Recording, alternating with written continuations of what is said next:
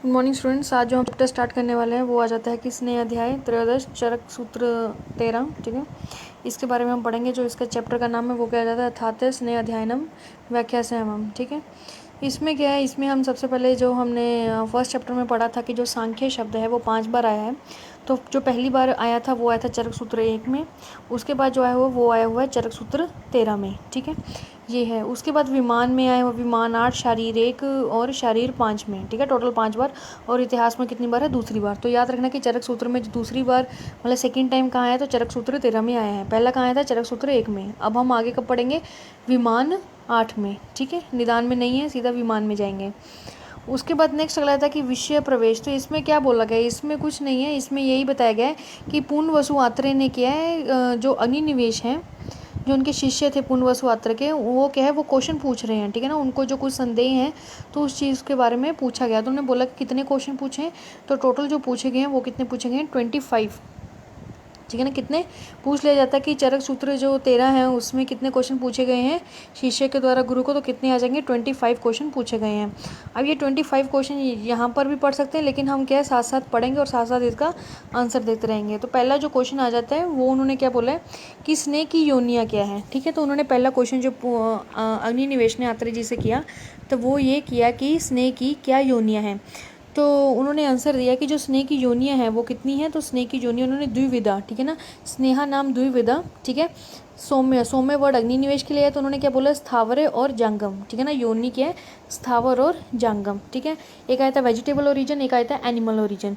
अब इन्होंने बोल दिया कि ठीक है ये भी है, और साथ में फिर आगे क्या एक्सप्लेनेशन की उन्होंने, कि उन्होंने ये तो बता दिया कि स्थावर और जांगम। आप स्थावर के बारे में आगे क्या बोल रहे हैं वो, कि जो स्थावर स्नेह की योनियाँ हैं वो हमें कैसे मिलेंगी। ठीक है, उनका सोर्स क्या है। तो इन्होंने नाम लिखे हुए हैं कि तिल, पियाला, ठीक है ना, अभिक्षो, अभिक्षिको, भवितक, चित्रक, एरंड, मधुक और सरशप। और भी इस तरह करते करते टोटल कितनी है, याद रख लो, टोटल कितने आ जाएंगे, 18। कितने हैं, 18 है। कितने हैं, 18।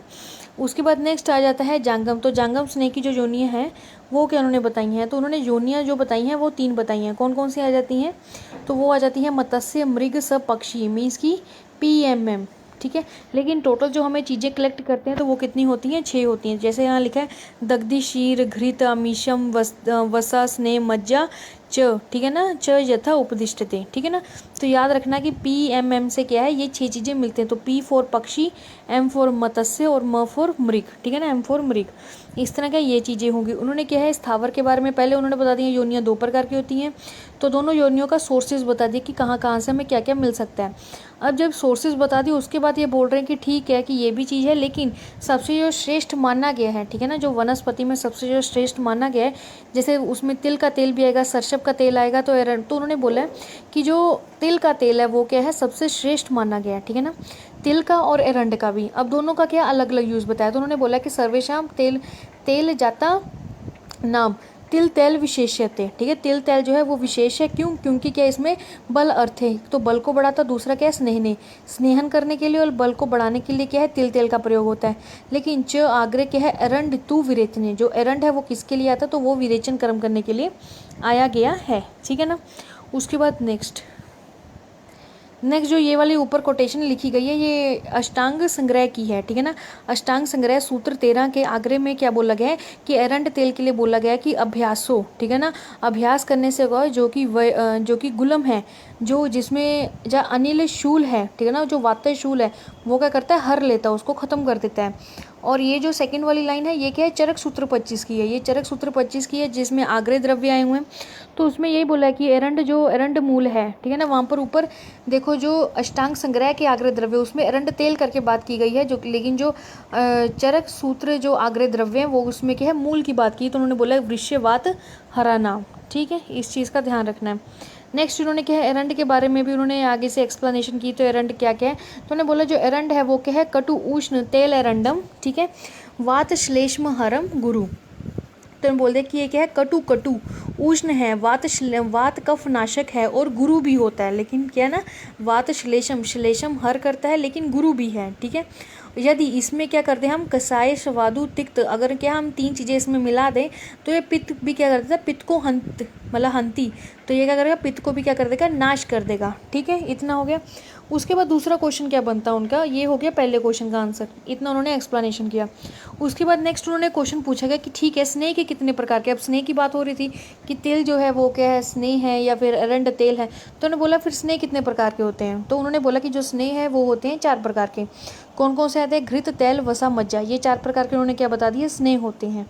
ठीक है, अब उन्होंने क्या बोला कि लेकिन फिर उन्होंने यहाँ पर एक लाइन लिखी, क्या लिखा है कि येषु च उत्तम, उत्तम कौन सा माना है, सर्पी। ठीक है ना, सर्पी क्यों माना है, क्योंकि संस्कारस्य अनुवर्त्य नाम, ठीक है ना, अनुवर्त्यात्।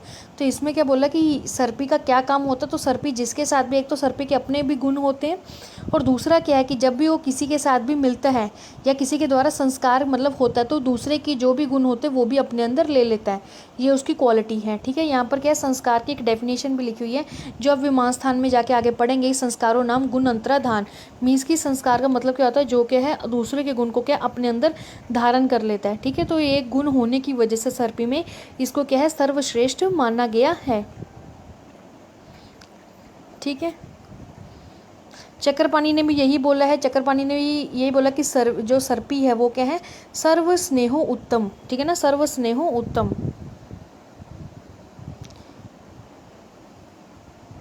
उसके बाद नेक्स्ट जो बताया गया, अब देखो उन्होंने बोला कि कौन कौन सा है, तो बता दिया गया कि 4 स्नेह, उसमें जो सर्पी है वो सबसे श्रेष्ठ है। अब नेक्स्ट जो थर्ड क्वेश्चन आता है तो वो ये पूछा गया है कि ठीक है चतुर्विध जो स्नेह है वो क्या है, पृथक पृथक उनके गुण बताइए। कि फिर ठीक है, ये जो आपने बोला गया कि यही मेन है, ठीक है ना, यही क्या है, मेन है। उन्होंने ये बोला कि यही अगर मेन है तो बताइए इनके क्या क्या गुण आएंगे। तो उनके गुण बताते उन्होंने बोला गया कि घृत, तैल, वसा, मज्जा, ऐसे करके क्या उन्होंने बताए हुए हैं। तो घृत के लिए उन्होंने क्या बोला है, तो घृत के लिए जो इन्होंने बोला वो बोला है कि घृत पित्त अनिल हरा नाम। ठीक है ना, घृत पित्त अनिल हरा नाम मीन्स पित्त और वात को ये क्या करता है, कम करता है। रज शुक्र ओजस हितम, ठीक है ना, रज को और शुक्र को वो क्या करता है, हितम करता है, उनके लिए अच्छा है। निर्वापनम मतलब दाह को क्या करता है, शमन करता है, शमन करता है। मृदुकरम मतलब शरीर को कोमल करता है। और स्वर वन प्रसादनम, ठीक है ना, एक तो निर्वापन वर्ड यूज देख लेना। और वात पित्त को, ठीक है ना, वात पित्त को ये क्या करता है, कम करता है। और शुक्र ओजस हितम, ठीक है, ये चीज़ को ध्यान रखना है। नेक्स्ट तेल, तेल जो है वो इंपॉर्टेंट है। तेल में देखो क्या लिखा है, मारुत घनम च न च श्लेष्म वर्धनम, ठीक है ना, मारुत घनम, एक तो ये वात को कम भी करता है और उन्होंने क्या बोला, ना च मतलब कि ये श्लेष्मा को भी नहीं बढ़ाता है और क्या करता है, साथ में बल भी बढ़ाता है। ठीक है, उसका जो त्वचा है, ठीक है ना, जो त्वचा के लिए भी क्या है, हितकर है, उसको क्या करता है, उष्ण और क्या आ जाता है, स्थिर हर मतलब कि स्थिर रखता है मांस को।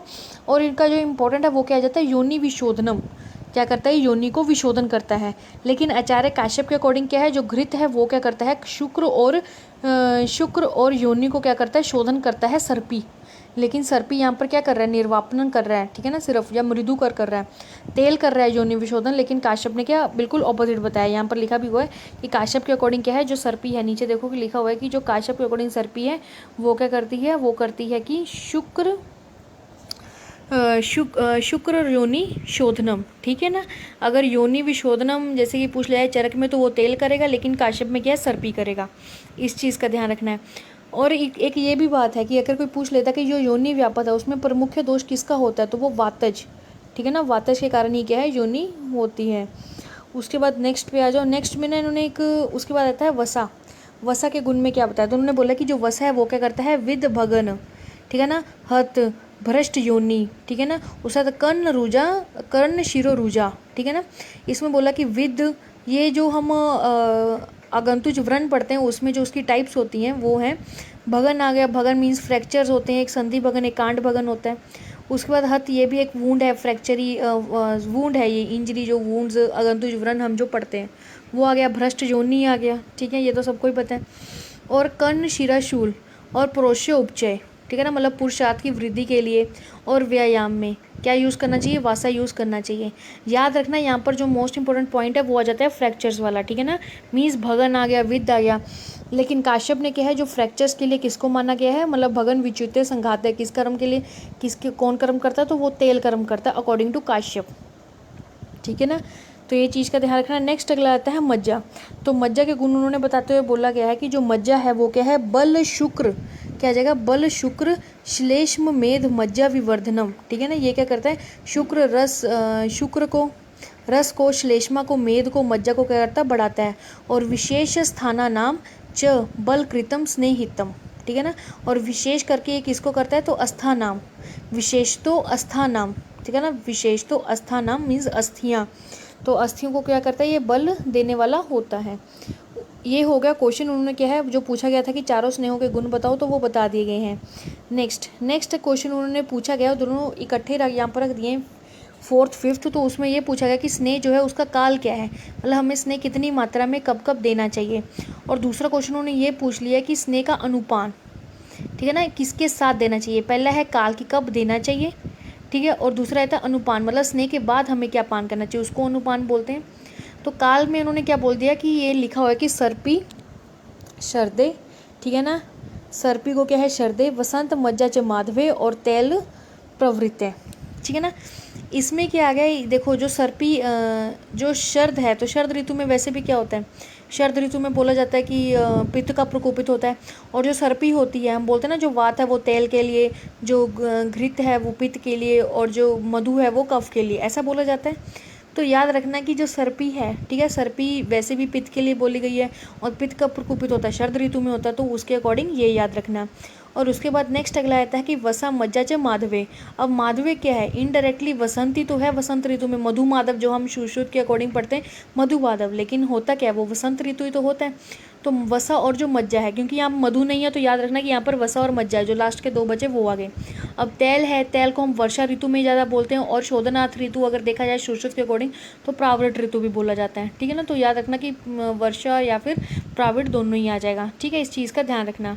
तो इस तरह के उन्होंने बोल दिया कि ये चीज़ों का क्या है आपको रखना है। और इन्होंने ये भी बोला है लास्ट में, क्या बोला है, ना अन्य उष्ण शीते स्नेह परिहान। उन्होंने बोला कि अत्यंत अगर शीत पड़ रहा हो या अत्यंत उष्ण हो तो स्नेह को क्या है सेवन नहीं करना है, ठीक है। क्योंकि देखो सबसे ज़्यादा जो गर्मी पड़ती है वो ग्रीष्म ऋतु में पड़ती है, वर्षा ऋतु थोड़ा सा ठीक होता है। सबसे ज़्यादा जो सर्दी है वो हेमंत ऋतु शिशिर ऋतु में पड़ती है, तो इन्होंने फिर वो शरद ले लिया, वहाँ उन्होंने बसंत ले लिया। मतलब अत्यधिक अगर कहीं भी कुछ हो रहा है तो वो नई चीज़ करनी है, ठीक है। उसके बाद नेक्स्ट अब आ जाता है कि आपको जो स्नेह है वो कब कब लेने के लिए बताया गया है। स्नेह पान के जो काल है, काल में एक तो हमने पढ़ लिया कि किस ऋतु में लेना है। अब आ जाता है कि दिन में लेना या रात में लेना, उसके बारे में एक्सप्लेनेशन उन्होंने की है। तो उसमें बोला गया कि गर्मियों के दिनों में क्या है, वात को, ठीक है ना, गर्मियों के दिनों में क्या है, जो वात और पित्त वाले होंगे। देखो गर्मी वैसे पड़ रही है, सूरज के सामने तो हम ले ही नहीं सकते हैं, पित्त वाला प्रकृति वाला होगा, तो कब लेना चाहिए, रात को लेना चाहिए। लेकिन शीतल काल में अगर कफ वाला कोई व्यक्ति है तो उसको कब लेना चाहिए, तो उसको दिन में लेना चाहिए, ठीक है। ये चीज़ें इसमें बोली गई हैं। नेक्स्ट आ जाता है कि अगर क्या आप जो काल बताए गए हैं उस काल के विपरीत अगर आप पान करते हैं, मीन्स हमने बोला ना कि जो गर्मी वाला दिन है, मतलब जो गर्मियों में है और साथ में क्या वात प्रकृति वाले हैं पुरुष, तो उनको रात को देना चाहिए। अगर हम उसको दिन में दे देते तो क्या होगा, तो उन्होंने वही देखो सेकेंड लाइन में क्या लिखा कि मूर्छा पिपासा उन्माद कामला, ठीक है, क्या आ जाएगा, मूर्छा पिपासा उन्माद कामला, ये रोग हो जाएंगे। अगर क्या है कि शीत है और ऊपर से कफज रोगी है, अगर उसको दे दिया जाए तो क्या होगा, अना अरुचि शूल पांडु, ठीक है ना। देखो सारे कफज टाइप के, अना अरुचि शूल और पांडु। याद रखना कामला जो है वो गर्मियों के रिगार्डिंग बोला गया, और जो पांडु है वो किसके लिए रिगार्डिंग बोला गया, वो शीत के रिगार्डिंग बोला गया। तो इस चीज़ का आप ध्यान रखना, ठीक है। उसके बाद नेक्स्ट अगला आ जाता है अनुपान। जो हमने पढ़ा था काल हमने पढ़ ली ना, काल एक तो हमने ऋतुओं के अकॉर्डिंग भी पढ़ लिया और दिन के अकॉर्डिंग भी पढ़ लिया, ठीक है।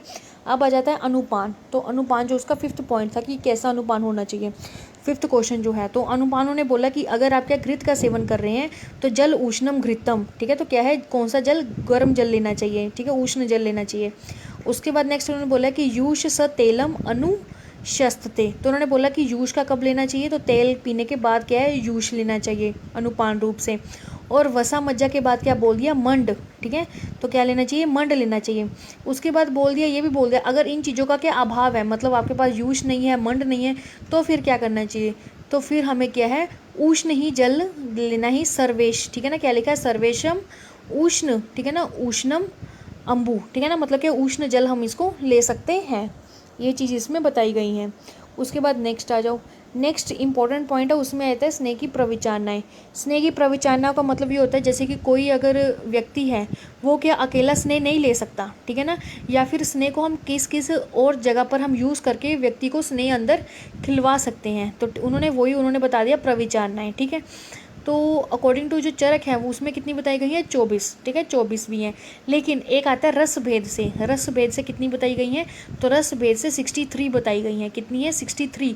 लेकिन फिर आगे जाके जब आप पढ़ेंगे तो उसमें एक अच कल्पना भी आ जाती है। अच कल्पना का मतलब होता है कि वो क्या है, सीधा स्नेह ही अंदर डालना है, मतलब 1 स्पून 2 स्पून जितना भी हो, सिर्फ स्नेह ही लेना, उसको किसी के साथ मिलाना नहीं है, मीन्स कि कोई चावल के साथ नहीं, कोई मतलब कोई दाल के साथ नहीं, सीधा सिर्फ स्नेह ही लेना है। तो वो आएगा अच, बाद में इन्होंने इसको भी इंक्लूड करके कर दिया था। तो कई बार क्वेश्चन अगर आ जाता है कि स्नेह की प्रविचारणाएं क्या है, अगर तो आ जाता है कि 34, 25, 24 और नन ऑफ दीज, तो आपने 24 को लगाना है। फिर एक बार आ जाता है कि 24 भी लिखा है, रस भेद से 63 होते हैं, 63 भी इसका आंसर लगेगा, और 64 भी लगेगा जब हम 63 में प्लस कर देते हैं एक अच, जैसे कि यहाँ पर ये लिखा हुआ है। वाघभट्ट ने भी वैसे ही माना है इनका, देख लो कि 63 रस प्लस एक आ जाता है अच पे, ठीक है ना, ये हो गया। उसके बाद नेक्स्ट अगला आ जाता है कि काश्यप, तो काश्यप ने कितनी मानी है, 20 मानी है। ये सभी जब आप भेषज कल्पना पढ़ेंगे तो उसमें सारा आपको हो जाता है कि कैसे कैसे ये बनती हैं। लेकिन अभी फ़िलहाल के लिए अगर नाम देखना तो देख लो कि ओदन, विलेपी, ठीक है ना, उसका रस, मांस, दूध, दही, यवागु, शाक, यूष, कंपिला खंड, सत्तू, तिल, तिल का कल्क आ गया, मध आ गया, स्नेह, भक्ष्य, अंजन, बस्ती, ठीक है, उत्तर बस्ती, ठीक है। उसके बाद आता है, देखो यहाँ पर उत्तर बस्ती बात की गई है, लेकिन एक चीज़ याद रखना, जो काश पहले ये कर लेते हैं कि गंडूश, कर्ण तेल, गंडूश है लेकिन क्या है, कवल नहीं है, ध्यान रखना। कर्ण तेल आ गया, नस्य आ गया, अक्षी तर्पण आ गया, स्नेह की इस तरह करके कितनी बताई गई हैं, तो 24 प्रविचारणाएं बताई गई हैं। तो देखो यहाँ पर क्या है, गंडूश वर्ड लिया गया है, लेकिन क्या है, कल्क वर्ड नहीं लिया गया, इस चीज़ का ध्यान रखना। और इसमें ये भी देख लो कि यहाँ पर वमन विरेचन की बात नहीं की गई, लेकिन जो काश्यप है उन्होंने क्या है, वमन विरेचन भी इंक्लूड किया है इसमें, ठीक है, इस चीज़ का ध्यान रखना है। तो कितनी चरक ने कितनी बताई है, 24, 63 और 64। जो भागवत है उन्होंने सीधे 64 बता दी है, ठीक है, उन्होंने कोई उलझन नहीं रखी है। और जो काश्यप उन्होंने कितनी बताई हैं, तो उन्होंने टोटल 20 बताई हैं, ठीक है। तो वही आ गया कि चरक ने अगर स्नेह प्रविचारणाएं पूछ लें तो 24, 63 और क्या आ जाएगा, 64, ठीक है। फर्स्ट चॉइस लगेगी 64 की, सेकंड चॉइस लगेगी 24 की, और उसके बाद 63 की थर्ड चॉइस लगेगी, ठीक है, इस चीज़ को ध्यान रखना। उसके बाद नेक्स्ट जो इन्होंने बताया गया ना, वो इसके विमर्श में देख लेना कि ओदन क्या है, उसमें 5 गुना पानी डलता है, जो विलेपी है उसमें 4 गुना पानी डलता है, ठीक है। तो ये चीज़ें हैं, उसको आप पढ़ लेना, वरना विषज्य कल्पना में तो आपका ये कंप्लीट हो ही जाएगा, ठीक है। उसके बाद नेक्स्ट ये देखो, इसी तरह वो प्रविचारणा इन्होंने यहाँ पर एक्सप्लेनेशन, हम आगे भी पढ़ेंगे तो हो जाएगा। अब देखो यहाँ पर क्या लिखा है, यहाँ पर भी अच, ठीक है ना, अच जो हम बात कर रहे थे अच स्नेह की, तो अच स्नेह क्या होता है, जो केवल क्या है स्नेह पान किया जाता है, उसे प्रविचारणों में कैसे लिया जा सकता है, ये इनका कहना है। और इसको क्या है, मुख्य कल्पना के अंडर लिया गया। देखो यहाँ पर ये बात बोल दी, लेकिन अब जैसे ही नीचे जाएंगे तो उसमें क्या बोल दिया, ये देखो 64 मतलब 64 प्रकार की प्रविचारणाएं। तो कैसे मानी है, संपूर्ण अलग अलग छः रस हैं उसके अकॉर्डिंग कितनी बनती है, तो 63 बनती हैं। लेकिन फिर बाद में क्या किया कि इस प्रकार के रसों के संयोग से 63 और एक क्या मिला देते हैं, अच पे, ठीक है ना, अच पान मिलाने से कितनी बन जाती हैं, 64, ठीक है। इन्होंने बाद में खुद इंक्लूड किया, तो इसलिए क्या 64 बताई गई है। उसके बाद नेक्स्ट अगला था कि स्नेह की, उन्होंने फिर इतना हो गया कि स्नेह जो है उसकी कितनी प्रविचारणाएं हैं या क्या है। उसके बाद जो नेक्स्ट क्वेश्चन आता है वो ये पूछते हैं कि स्नेह की मात्रा और जो मान प्रमाण है वो कितना लेना चाहिए, कि या व्यक्ति को कितनी स्नेह की मात्रा लेनी चाहिए। तो यहाँ पर अगर जो टेबल बना अगर आपको समझ में आता तो अच्छी बात है, वरना हम नीचे तो पढ़ेंगे। ये देखो जो चरक है उन्होंने क्या है, स्नेह की मात्रा को 3 ले लिया है, ठीक है, 3 प्रकार से ले लिया। एक ऐसा स्नेह लिया जो क्या है 24 घंटे में पचता है, मतलब वहाँ बताया जाएगा एक दिन और एक रात। चरक ने दूसरा जो स्नेह की मात्रा बताई गई वो 12 घंटे में, मीन्स अगर हमने आज सुबह 9 बजे लिया तो रात को 9 बजे तक वो पाचन हो जाएगा, ठीक है। एक आ जाता है 6 घंटे, ठीक है, तो 6 घंटे के डिफरेंस पे सुबह 6 बजे लिया तो रात दोपहर को 12 बजे तक, ठीक है, वो क्या है क्लियर हो जाएगा। मतलब एज अ जीन हो जाएगा, पच जाएगा, तो वो स्नेह आ गया। ठीक है ना। तो इस तरह करके उन्होंने क्या है 3 भागों में डिवाइड कर दिया।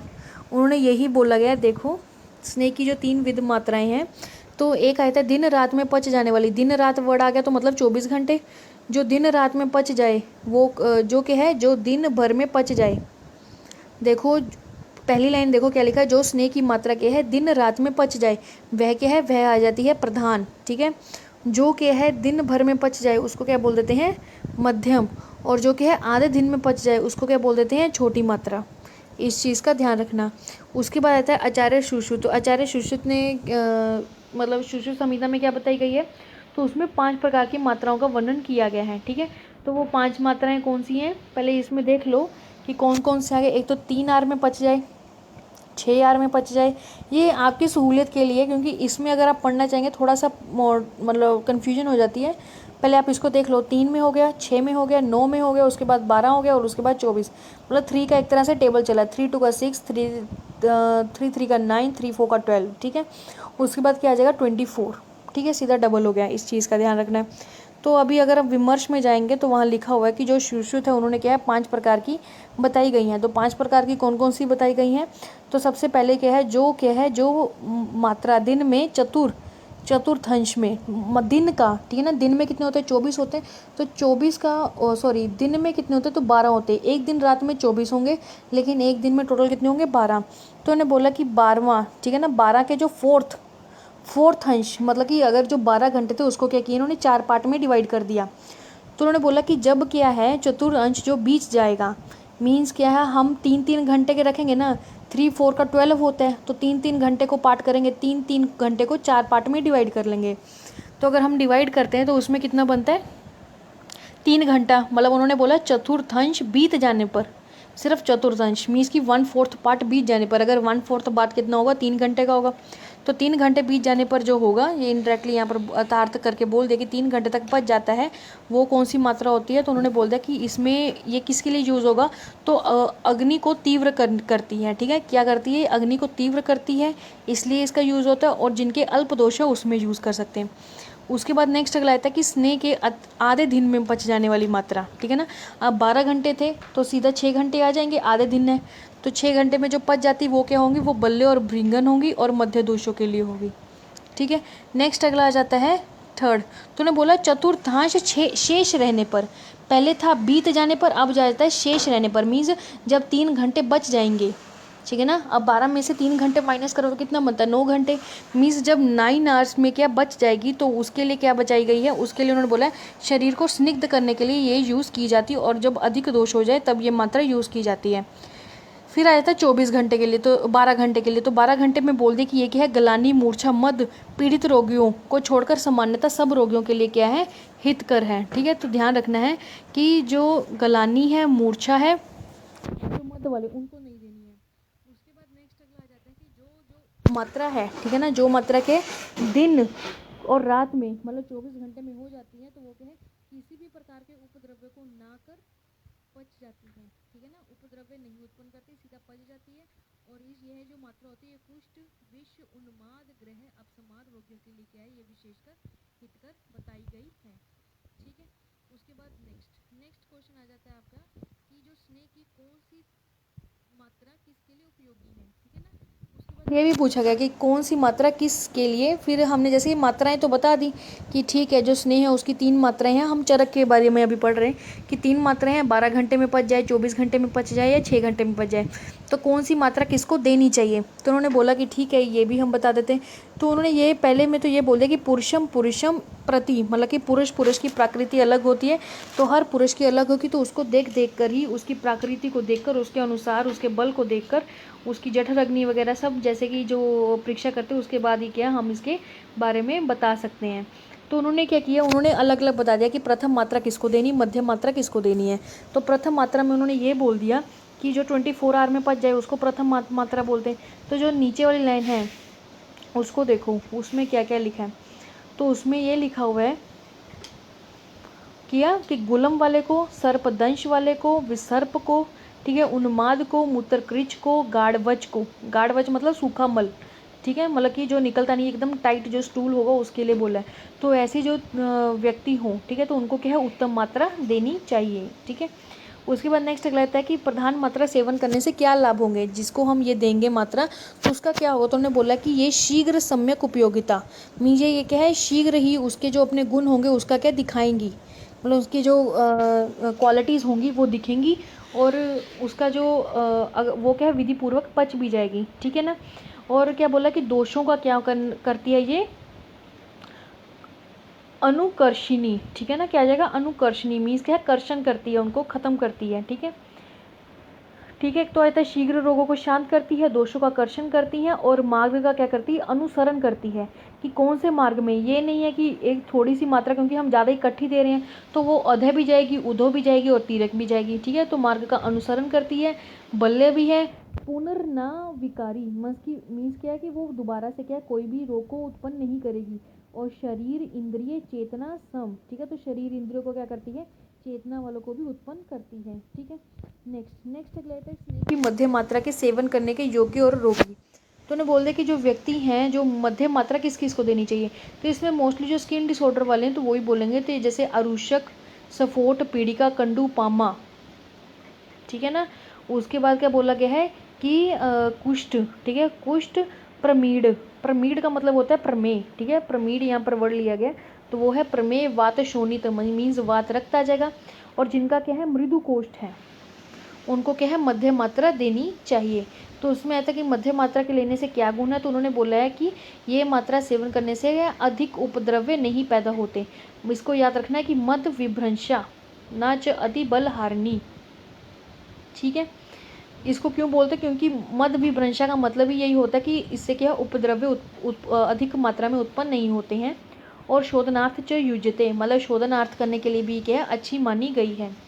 नेक्स्ट अगला आता है हरस्व मात्रा के बारे में। तो हरस्व मात्रा में बोला गया है कि ये तू बाल वृद्ध सुकुमार सुकोश्च एति। ठीक है ना, तो क्या करते हैं कि बाल वृद्ध सुकुमार और जो सुख वाले क्योंकि कम मात्रा देनी है तो बच्चों में जो वृद्ध हैं उनको, सुकुमार वालों को, और जो क्या है खाली पेट जिनको देनी है। ठीक है, और ज्वर, अतिसार, कास, ठीक है, इनको।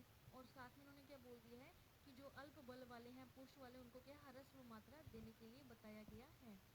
इससे क्या होगा, तो हरस्व मात्रा के लिए बोला कि परिहार सुखम। ठीक है ना, कि इनका क्या है कि इनको अगर हमने परिहार काल करना हो मीन्स इसके बाद हमें क्या चीज़ खानी है तो क्या नहीं खानी, तो वो थोड़ी सी इजी रहती है। दृश्य है, बल्ले है और क्या है निर्बाधा, मतलब ये क्या है किसी वो भी चीज़ को उपद्रव्य को उत्पन्न नहीं करती, हमारी जो बॉडी है उसमें किसी भी तरह की कोई बाधा नहीं पहुंचाती है। ठीक है, तो ये इन्होंने चीज़ें बोल दी गई हैं। नेक्स्ट,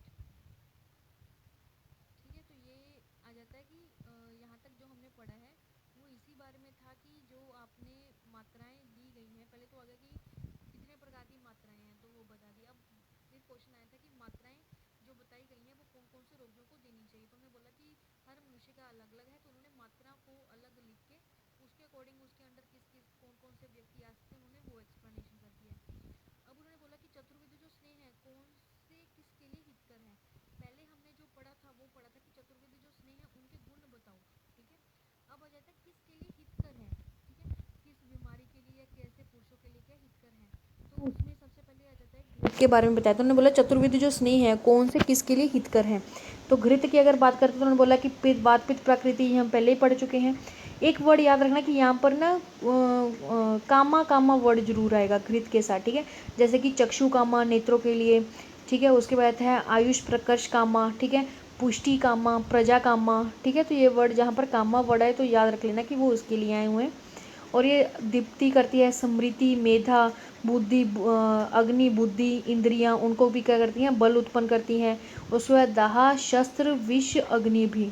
ठीक है ना, तो दाह, शस्त्र, अग्नि या विष जब पीड़ित होते तो उनको घृत का सेवन करवाया जाता है। जब आप सुश्रुत सूत्र स्थान पढ़ेंगे वहाँ पर विष, अग्निकर्म, शारकर्म ये पढ़ेंगे तो वहाँ पर भी घृत के यूजेस से आपको पता लग जाएगा कि इसमें यूजेस होते हैं घृत के। ठीक है, उसके बाद नेक्स्ट अगला आता है तेल।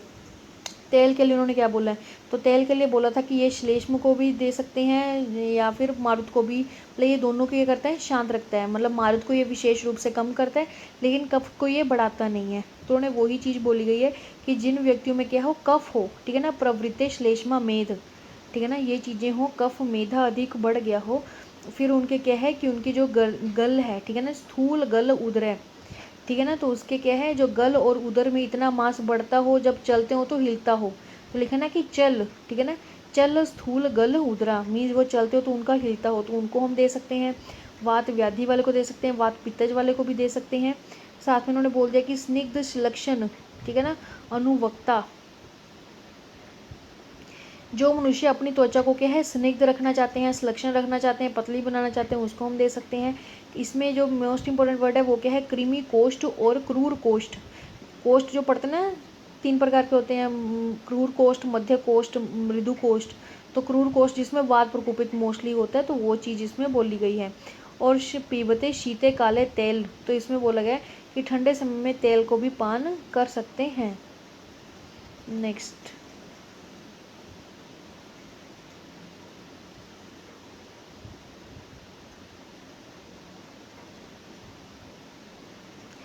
अगला रहता है वासा, ठीक है।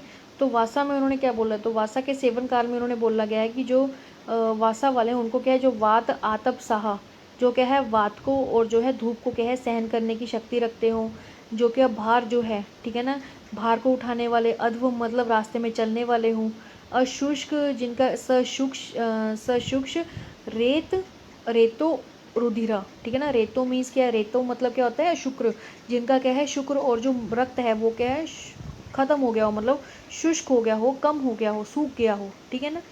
और उसमें क्या है निष्पीत कफ मेद, ठीक है ना, जिनका जो मेद वगैरह है, मेद हो गया, कफ हो गया, वो क्या है कम हो गया हो, क्षीण हो गया हो। अस्थि संधि सिरा स्नायु, ठीक है ना, उसमें क्या होती हो, उसमें कोष्ठ में महारुजा होती हो, ठीक है ना। और इस तरह की अगर जो चीज़ें दिखती हैं वो क्या आ जाती हैं, वो वासा के लिए बताई गई हैं। नेक्स्ट अगला आता है मज्जा, तो मज्जा के लिए उन्होंने क्या बोल दिया कि अग्नि दीप्त है, ठीक है ना, क्लेश साहा, घसमरा। घसमरा वर्ड क्या होता है, जो भोजन करते हैं अधिक, यहाँ पर हाईलाइट भी किया हुआ है पेन से, रेड पेन से, कि अधिक भोजन जो करते हैं उसको घसमरा वर्ड बोलते हैं। और क्या है, जो हमेशा क्या स्नेह लेते हैं, स्नेह भी, ठीक है, जो वात रोग से पीड़ित हो, वातात, क्रूर कोष्ठ वाले, क्रूर कोष्ठ फिर किस में आ गया, तेल में भी आ गया और मज्जा में भी आ गया, तो ऐसे रोगियों को क्या है ये करवा सकते हैं, मतलब कि उसको मज्जा क्या है यूज़ करवा सकते हैं। लेकिन सुश्रुत ने क्या बोला, सुश्रुत चिकित्सा में बोला गया है कि जो करूर है, करूर ओनली इन मज्जा नॉट इन तेल, लेकिन चरक ने क्या है मज्जा में भी माना है और तेल में भी माना है। लेकिन सुश्रुत ने क्या है, सुश्रुत निदान में बोल दिया गया है साफ साफ कि जो करूर है वो किसके लिए है, वो मज्जा के लिए है, तेल के लिए नहीं है। उसके बाद नेक्स्ट अगला आ जाता है कि जो प्रश्न बोले गए हैं उसमें क्या बोला कि स्नेह का जो प्रकर्ष काल है, ठीक है ना, तो प्रकर्ष काल का मतलब क्या होता है कि इसकी मात्रा मतलब रेंज, ठीक है ना, रेंज हम बोल देते हैं ना, तो वो रेंज के बारे में बात की गई है कि जो स्नेह है वो कब से कब तक देना चाहिए। तो उन्होंने बोला कि कम से कम 3 दिन और ज़्यादा से ज़्यादा 7 दिन तक देना चाहिए, उससे ज़्यादा नहीं देना चाहिए। कम से कम 3 दिन इसलिए क्योंकि इससे कम देंगे तो उसका कोई फ़ायदा नहीं पहुंचेगा। 7 दिन इसलिए ज़्यादा बोल दिया कि अगर हम उसके बाद देंगे तो वो उसके लिए क्या हो जाएगा, एक सातम मतलब 7 में हो जाएगा, फिर करो ना करो वो एक बराबर ही हो जाएगा, ठीक है ना। तो याद रखना कि 3 से 7 दिन बोला गया है। उसके बाद यहाँ पर सुश्रुत ने भी बोला, सुश्रुत ने क्या, जैसे यहाँ पर एक रेंज बता दी गई कि 3 से 7 दिन, लेकिन सुश्रुत ने अकेले से बताया कि 3 दिन, 4 से 5 दिन, 4 से 6 दिन और 7 दिन, ठीक है। 7 दिन ही माने, लेकिन उन्होंने अलग मीनिंग बताया, उन्होंने मृदु कोष्ठ, मध्य कोष्ठ और क्रूर कोष्ठ में बताया कि मृदु वालों को 3 दिन, क्योंकि उनको बहुत जल्दी जो पचा हुआ पचता नहीं है, ठीक है। 4 से 6 दिन मध्य के लिए और 7 दिन किसके लिए, क्रूर के लिए आ गया, ठीक है। और उसके बाद भोज ने जो है वो वात पित्त कफ के रिगार्डिंग बताया, वात पित्त कफ, तो कफ जो है वो स्नेह कम लेगा तो 3 दिन, पित्त 5 दिन और वात 7 दिन, ठीक है।